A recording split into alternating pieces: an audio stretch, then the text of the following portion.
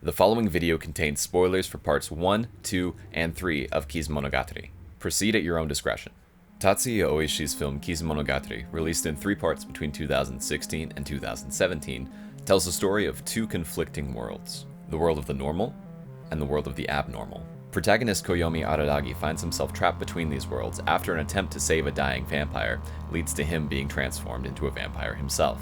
Although the embodiments of these 2 worlds, the beautiful vampire Kishshot and Araragi's classmate Tsubasa Hanekawa, help the protagonist in equal measure in his attempts to regain his humanity, the pair ultimately represent something much darker. The true source of horror in Kizumonogatari for both protagonist and spectator is neither the vampire hunters that chase Araragi nor the physical torment that he endures, but rather femininity in all its forms as represented by Hanekawa and Kishshot.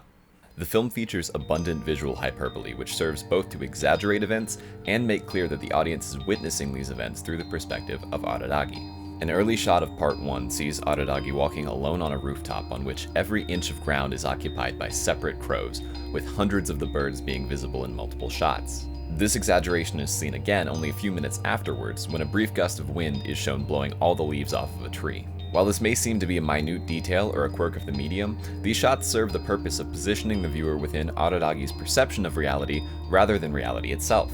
By proving early that even minor elements can be embellished, Oishi sets the precedent for future embellishment while simultaneously making it abundantly clear that the audience must see as the protagonist sees.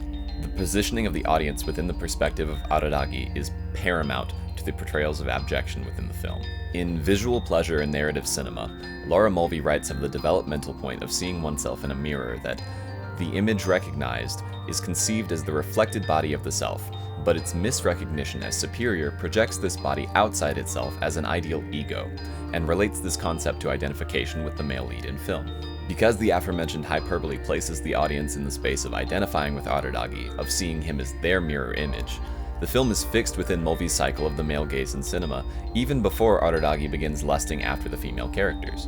Because the continuation of Mulvey's cycle ultimately leads to the shared dominance of female characters by the male lead and by the audience, the fear that Araragi feels when he witnesses the abjection of these female characters is mirrored in the spectators. The most obvious representations of abjection in the film come from Kishshot, the vampire who turns Araragi into her kin. Barbara Creed defines the abject in her essay Kristeva, Femininity, Abjection as that which does not respect borders, positions, rules, that which disturbs identity, system, order. Vampires have a decided disrespect for social and natural borders, as their very nature is that of violating taboos. They kill, drink blood, and exist outside of humanity. This liminal status places vampires, and thus Kishshot, firmly within the realm of the abject. Additionally, Kishshot's primary role in the film is that of disturbing identity. In her first meeting with Araragi, the vampire transforms the protagonist into something that he does not recognize, and she at times questions why he should value his humanity. Her constant meddling in the life of Araragi shakes his understanding of himself and thus his identity. In addition to her inherently abject nature, physical abjection in the form of violence and gore is a constant companion to Kishshot throughout the film. The first scene involving Kishshot, midway through part 1, is accompanied by bodily excess and visceral imagery, as her limbs have been severed by vampire hunters and she is lying in a pool of her own blood. As Araragi runs from her in terror rather than saving her and she realizes she will die, Kishshot immediately begins multiple displays of physical abjection. She convulses spastically, spewing blood as she does so, and shrieks inarticulate cries in what Linda Williams describes in film bodies as oral excess. Furthermore, the vampire begins weeping blood. Williams additionally notes that in the classic horror film, the terror of the female victim shares the spectacle along with the monster. This is doubly true in Kishshot's first scene because the monster and the female victim are one and the same. This scene serves as an initial demonstration of physical abjection in the film, combining displays of gore with the immense emotional distress of the female subject. Kishshot is additionally a breaker of multiple taboos regarding corpses. Creed writes that several of the most popular horrific figures are Bodies Without Souls, the vampire, the living corpse, the zombie, corpse eater, the ghoul, and states that the corpse signifies the body without a soul. Kishshot comes to fill all of these roles by the conclusion of the film. Creed's statement that a vampire is a body without a soul also places them within her definition of a corpse. Therefore, a vampire is also a type of zombie. Furthermore, as Araragi discovers in part 3, after returning Kishshot to her original strength, Kishshot only stops at drinking blood for those she wishes to transform into vampires. When she consumes for sustenance, she consumes fully. Kishshot is shown devouring the entire body of a slain vampire hunter in a ravenous and brutal manner. This scene comes at a moment in which Araragi has been reflecting fondly on his time with Kissshot in the various forms she adopts throughout the film, a fondness which is broken by the realization that his efforts to save her have resulted in the restoration of a murderous monstrosity. Kissshot's visceral method of feeding places her within Creed's definition of the ghoul, as well as the vampire and the zombie, completing the trifecta of corpse-related abjection. Kissshot represents a unique form of maternal abjection through her first interaction with Araragi. As Araragi runs further away from the weeping vampire, her cries are slowly replaced with the sound of a baby crying. Because the film is situated within Araragi's perception of reality, these cries are Araragi's interpretation of what he's hearing. He sees Kissshot as a helpless child. His allowing her to drink his blood is a form of nursing. Additionally, after drinking Araragi's blood, Kissshot is still unable to fully recover and must revert physically to the state of a child. In this way, Araragi acts as a mother to Kissshot. However, Araragi remarks before his blood is drained that he wants to be reborn as a good person, and his transition to vampirism is a form of rebirth brought about by Kissshot, making her a mother to him as well. Creed states that in the child's attempts to break away, the mother becomes an abject. Because Araragi seeks to abandon vampirism and become human again, and Kissshot agrees to help him in this endeavor, they are both ultimately attempting to separate themselves from their mother figure, resulting in mutual abjection.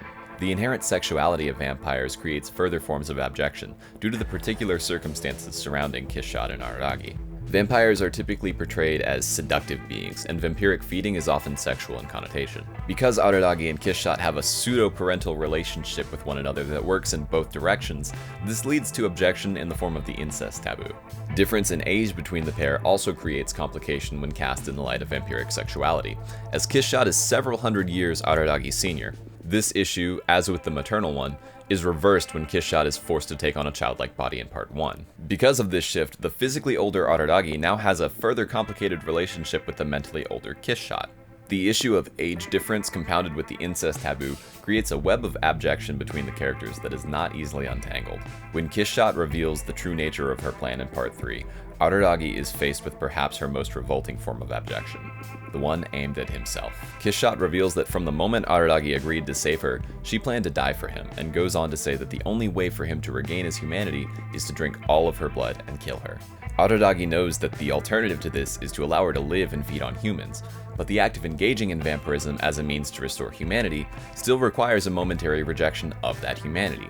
Faced with an impossible choice, Kissshot unknowingly forces Araragi into further abjection himself. He drinks Kissshot to the point of near death, leaving her alive and unable to kill, but leaving himself neither fully human nor fully vampire. This places the pair of them in a state of liminality that exceeds their prior forms, with neither being fully what they were nor fully what they want to be. Kissshot's unwavering desire to help Araragi regain his humanity regardless of cost to herself results in the protagonist becoming more othered than ever before. Hanekawa, in direct contrast to Kissshot, is initially shown to be a very positive presence. From her introduction to Araragi in part 1, Hanekawa takes on a pleasant disposition and caring personality. Shots of Hanekawa are frequently cut with shots of Japanese cherry blossoms, which serve as symbols of youth and beauty as well as the fragility of life. Further differentiating herself from the film's vampire, who is frequently found in shady areas and shrouded in darkness, Hanekawa is almost always shown standing in the light. These visual cues lead the viewer, as well as Araragi, to the initial conclusion that Hanekawa will bring brightness to the protagonist's gloomy world. This very brightness that Hanekawa displays ultimately makes her abject to Araragi. Hanekawa's personality is marked by her willingness to help the protagonist, who she's only just met, and to this end she puts herself at great personal risk on multiple occasions. This leads to a comment from Araragi that Hanekawa is too bright for him. The connotation of this brightness is not conveyed directly through the dialogue, but rather through the numerous cuts to the Japanese flag that occur throughout the film. Many of these cuts occur immediately before or after shots of Hanekawa, and one scene shows an overhead view of the girl holding a red circular umbrella as she walks past dozens of the iconic red circle-bearing flags. These shots create a symbolic link between Hanekawa and the Japanese flag. More precisely, Hanekawa is linked to the rising sun, which is what the red circle on the flag represents. This only becomes significant when Araragi becomes a vampire. In the same way that the rising sun destroys vampires, the brightness of Tsubasa Hanekawa holds the potential to destroy Araragi. Although Araragi values his friendship with Hanekawa, he also sees it as something that can weaken him. Araragi states early in part 1 that because people empathize with their friends and share in their pain, he believes that having many friends breeds weakness. He continues this train of thought in part 2 when, after witnessing Hanekawa's maiming at the hands of a vampire hunter when she interfered, Araragi notes that it felt as though he were the one who had been hurt. Hanekawa's presence hinders Araragi because he worries about her, and this worry leads to peril for the both of them. Because of this, Araragi says that Hanekawa scares him. This is the only time in the film that he admits to being afraid of anything. Although Hanekawa's actions are inspired by kindness and caring for her friend, they ultimately lead to her becoming a source of dread. The seemingly perfect personality of Hanekawa is stained by her desire to seek out the abject. In their first meeting, Hanekawa tells Araragi rumors about a beautiful blonde vampire and expresses a desire to meet her. Although her desires are not informed by any sort of malicious intent, as she says that she only wants to speak casually with the vampire, the presence of a desire to cross the boundary into the unknown is in itself abject. Because, as stated by Creed, the purpose of the monstrous in cinema is to bring about an encounter between the symbolic order and that which threatens its stability, Hanekawa is, in this instance, a monster. She implies later that she feels her desire to meet the vampire is what caused it to appear. If she's to be believed, then Araragi's being transformed into a vampire is a direct result of Hanekawa meddling with the unknown. Hanekawa represents a compounding of both the sexual and vampiric appetites of Araragi. As the pair sit in a field to discuss recent events, Hanekawa asks if Araragi has ever had the desire to suck blood, which he denies. As this happens, the camera pans lecherously over Hanekawa's body, presumably from the perspective of Araragi. Because the camera is controlled by Araragi's perception, this shot is an acknowledgement that he may indeed have an appetite for blood, as well as a sexual appetite for Hanekawa. Furthermore, in a scene just prior to the near sexual encounter between the two friends, Araragi fearfully imagines himself devouring Hanekawa in the way that Kissshot devours her prey. With this, his sexual and vampiric appetites are combined, and he holds equal fear of both. He's afraid of consuming Hanekawa in any form. Through her constant attempts to help Araragi, Hanekawa ultimately undoes the protagonist's control over his own life. After realizing that he is responsible for restoring the instinctually murderous Kissshot to power, Araragi feels that it is his duty to take his own life in penance. This power over his body and his existence, though ill-informed, is robbed from him by Hanekawa as she convinces him that he should instead fight for his own life. However, she doesn't particularly care how he does it. She suggests that there's equal validity in either Araragi eating her and living as a vampire, or in killing Kissshot. This is troubling to Araragi for two reasons. Primarily, he must again face Hanekawa's brightness, which places her in danger for his sake. And secondarily, she has removed his ability to decide the fate of his own life. While Mulvey's cycle of the male gaze results in the female lead's submission to the male lead, here, Hanekawa uses the threat of submission to Araragi's vampirism as a means to control him. Because the audience is meant to share Araragi's perspective, having his control subverted terrifies both him and the audience. Araragi attempts to regain control over Hanekawa, but ultimately fails to do so despite her submission, resulting in a diminishment of his perceived power. After Hanekawa convinces Araragi to fight Kissshot rather than kill himself, he abruptly asks her for a sexual favor. In this act, Araragi complies with Mulvey's assertion that a male subject facing castration anxiety, such as the removal of his perceived power by a female, will engage in complete disavowal of castration by the substitution of a fetish object or turning the represented figure itself into a fetish so that it becomes reassuring rather than dangerous. Because Araragi is frightened of Hanekawa's ability to simultaneously help him and strip him of power, he resolves instead to turn her into a fetish object, something that can be controlled and understood. While such an action should lead to a re-establishment of his dominance, and thereby the dominance of the audience over Hanekawa, he ultimately gives up due to feelings of guilt. This marks a second removal of power. The first comes from Hanekawa's subversion of his control, and the second comes from his own inability to re-establish that control. The two competing female leads of Kizumonogatari have what they believe is best in mind for Koyomi Araragi, but their constant efforts to pursue these beliefs leave him conflicted and terrified. Although they represent separate aspects of Araragi's world, they ultimately come to mirror one another. Both Kissshot and Hanekawa suffer brutal maiming, create complications sexually, and represent distortions of appetite. Most disturbing in the eyes of the protagonist, they display a simultaneous will to subject themselves to Araragi and inability to be dominated. As Kissshot and Hanekawa are the only two females to appear in the film, their similar abject qualities are no coincidence. Rather, they are intended to be viewed as the collective abjection of femininity.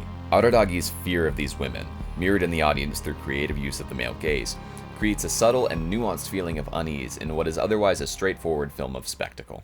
So that is all for my first long-form video essay. Did you like it? Do you want to see more? Let me know down in the comments. Thank you for watching, and as always, I am Spoons, and I'm looking forward to seeing you next time.